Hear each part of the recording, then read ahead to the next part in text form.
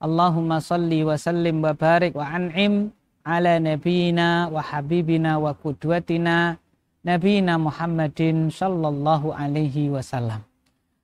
Saudara-saudariku dimanapun Anda berada, segala puji hanya milik Allah subhanahu wa ta'ala, zat yang telah memberikan kepada kita berbagai macam curahan nikmatnya.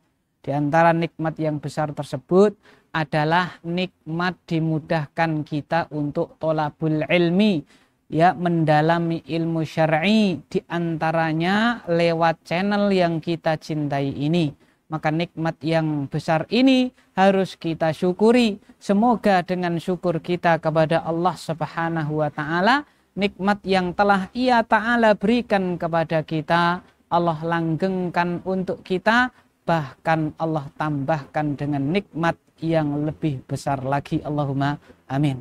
Sebelum kita lanjutkan belajar bersama kita pada kesempatan yang mulia ini, tidak lupa sholawat serta salam semoga tercurahkan untuk teladan kita, panutan kita, baginda yang mulia Nabi besar Muhammad sallallahu alaihi wasallam.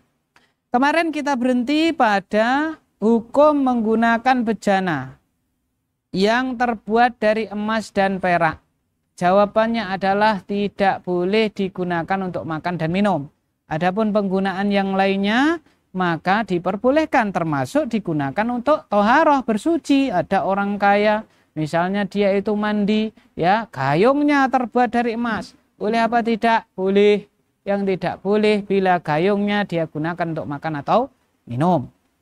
Nah, ada muncul permasalahan, lalu bagaimana bila dia minum dari bejana ataupun wadah ataupun gelas yang sebenarnya itu bukan terbuat dari emas atau perak? Tapi masalahnya ketika gelasnya itu misalnya dia patah, ya, cuil, gempil, dia sambung, ya, gelasnya tersebut, dia patri gelasnya tersebut menggunakan patri yang terbuat dari emas atau perak. Ini boleh apa tidak? Maka kita masuk pembahasan yang kedua, hukmu isti'malil ina al-mudabbab bidzahabi wal fiddah. Hukum menggunakan bejana yang dipatri, disambung menggunakan emas dan juga perak.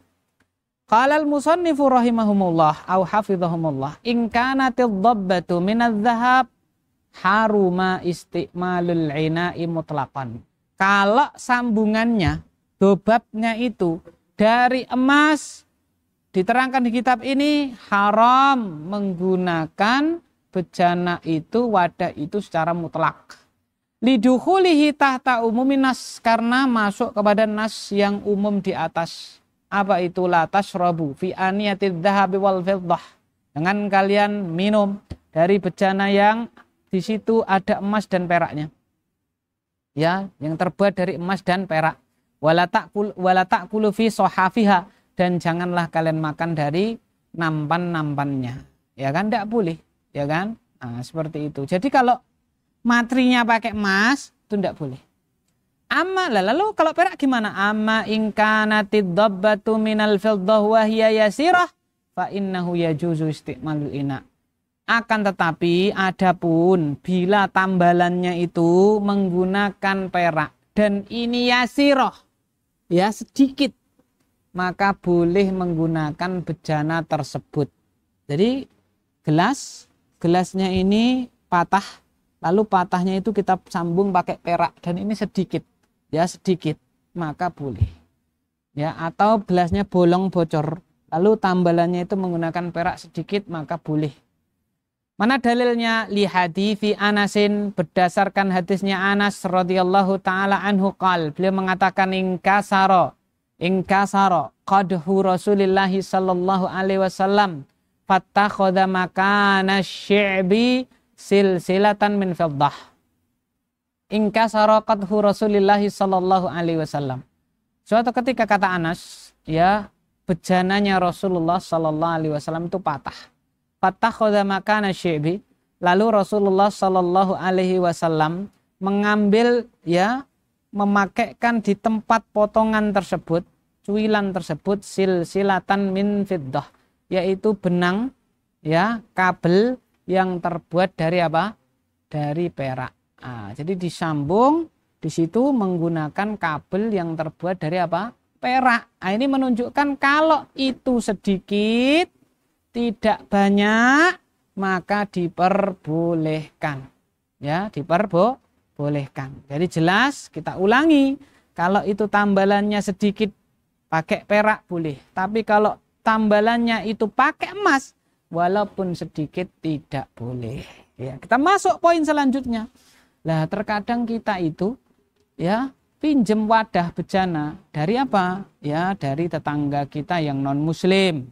Nah, maka permasalahan selanjutnya, bagaimana hukum bejananya orang kafir? Al-mas'alatu tsalitsatu, poin yang ketiga, aniyatul kufar. Bejana atau wadahnya orang kafir itu boleh enggak kita pakai?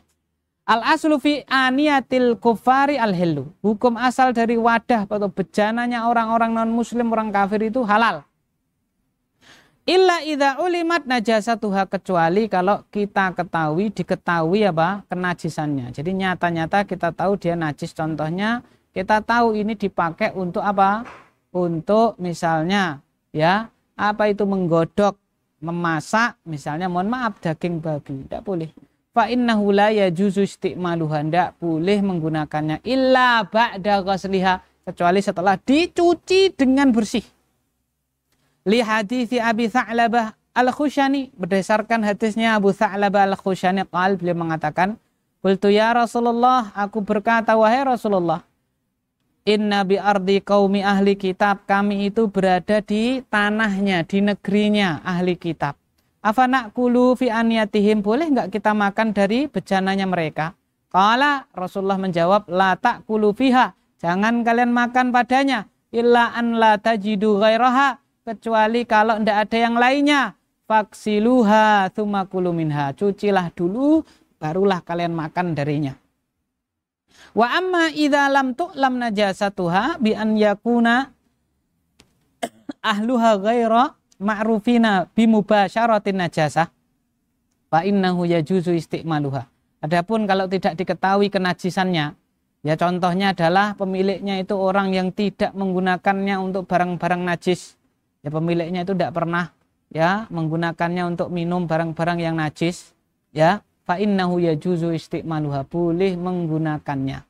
Li'annahu thabata anna Nabi sallallahu alaihi wasallam wa ashabih, karena telah tetap bahwasanya baginda Nabi Muhammad sallallahu alaihi wasallam wa ashabahu, dan para sahabatnya, akhadul ma'a, mengambil air, lil wudu, untuk wudu, min mazadati imra'atin musyrikah, dari mazadah, tempat air wanita musyrik, ya kan? Ya, mazadah itu adalah tempat air yang terbuat dari kulit. Wali annallaha subhanahu qad abaha lana ta'ama ahlil kitab. Demikian pula Allah itu membolehkan, menghalalkan untuk kita makanan sembelian ahli kitab.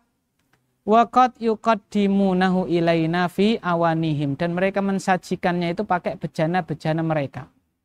Amada'a gulamun yahudiyun an-nabiyya, sebagaimana telah tetap pula ada seorang anak kecil Yahudi mengundang Nabi sallallahu alaihi wasallam untuk makan ala khubzin syairin, ya roti gandum. Ya, jadi roti dicampur dengan gandum, adonan gandum, ya. Fa'akala minha, Rasulullah sallallahu alaihi wasallam memakannya. Jadi kesimpulannya apa? Bejananya non muslim, orang kafir, itu hukum asalnya boleh kita pakai, kecuali kalau kita tahu dia itu menggunakannya untuk barang-barang yang najis, ya, maka ndak boleh. Kalau terpaksa kita itu mau memakai, cuci dulu sebagaimana, ya, kalau wadah kita terkena najis kita cuci dulu, sama. Jadi hukum asalnya boleh, ya, kecuali kalau kita kenal, kita ketahui ini biasa dipakai untuk hal-hal yang najis, tidak boleh kita pakai. Kalau terpaksa kita pakai, dicuci dulu baru kita pakai. Wallahu a'lam bishawab. Subhanakallahumma bihamdika asyhadu an la ilaha illa anta astaghfiruka wa atubu ilaik. Wa sallallahu ala nabiyyina Muhammad. Assalamualaikum warahmatullahi wabarakatuh. Muhammadin sallallahu alaihi wasallam wa ala millati abina Ibrahim hanifan musliman wa ma kana minal musyrikin.